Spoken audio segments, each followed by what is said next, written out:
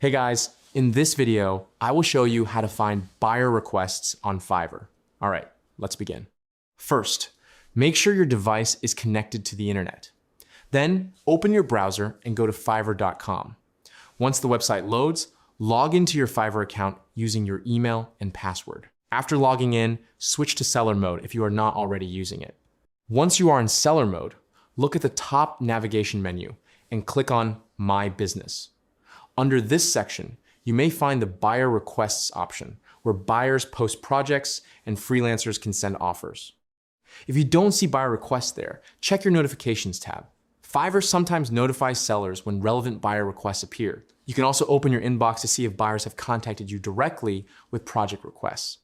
When you find a buyer request, read the project details carefully and submit a clear offer explaining how you can help complete the job. So that's basically how you can find buyer requests on Fiverr. That's it for this video. Thanks.